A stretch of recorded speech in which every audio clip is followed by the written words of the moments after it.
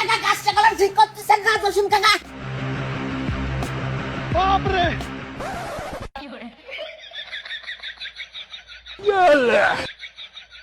এ ভাই ধরিছি আই তাড়াতাড়ি আই।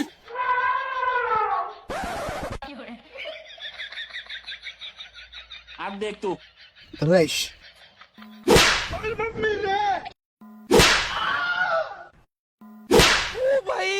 ধরাই জসিম ধরে রাইস।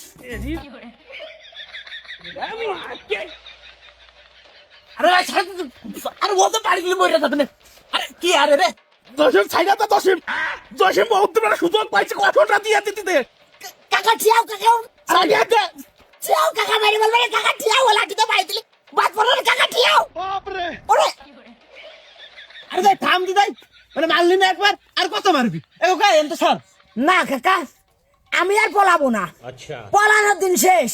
ভয় আমার কাইটা গেছে, তুমি ছাড়িয়ে দাও, দেখি এবার কি করতে পারে। ছাড়িয়ে দাও তুমি।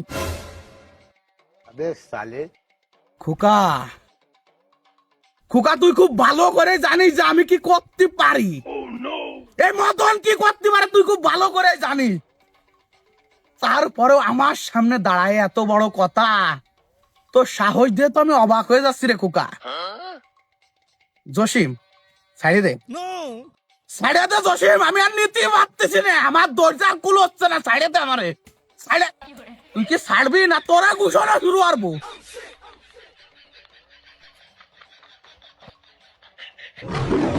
বাপরে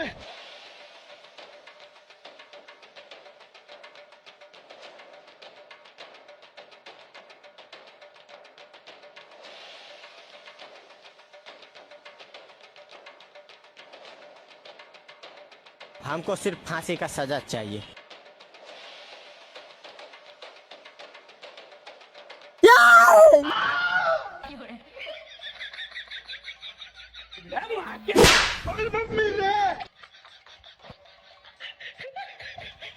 আব্বা অতিরিক্ত হয়ে যাচ্ছে কলাম। মানুষজন দেখতেছে কলাম। আবার জসিম কাকা ঠিয়াও না কা মাইরে ফেলবে না, দাঁত দাঁত চার সব নড়ে গেল। ঠিয়াও একদম সময় আছে ঠিয়াও। ওরে না রে, আমি ঠেয়াতে পারবো না নে, তুই তো ছেড়ে দিতে কইছিলি, এবার তুই বস। ও আমি ঠেয়াতে যে খালি খালি আমি মায়ের খাতে চাচ্ছি না।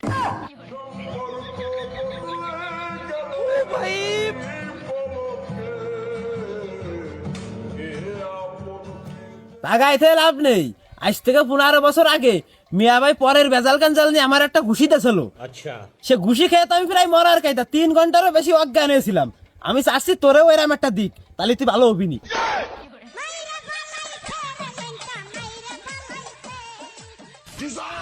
বাপরে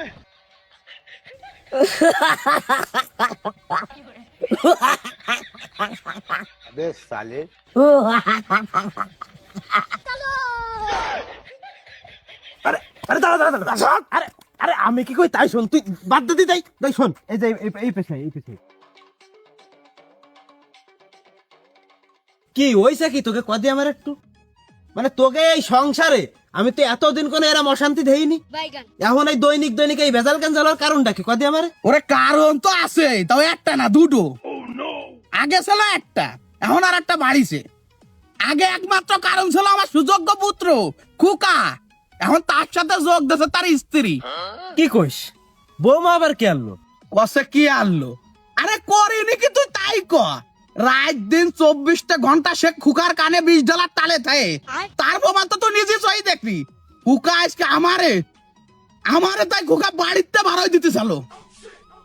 কি বলবো ভূপেন মানে জসিম, নারী জাতির ছলনায় পড়ে মানুষ কিভাবে নিচে নামে জাতি পারে একটা বার চিন্তা করে দেখ জসিম, চিন্তা করে দেখ তুই। না সেটা অবশ্য ঠিক কইছিস রে ভাই, কিন্তু আমার কপালটা খুব ভালো। আমার ছালটাও পাইছি সেরাম, বৌমাটাও হইছে সেরাম। আচ্ছা মানে আমার সবসময় মাথায় তুলে রে, মানে তোর কি কব, মানে ভালোবাসার কোনো ঘাটতি নেই। তুই তো বাইসে গেছিস রে জসিম, কপালটা তো পুড়িছে আমার। সারা জীবনে যে কি পাপ করেছিলাম।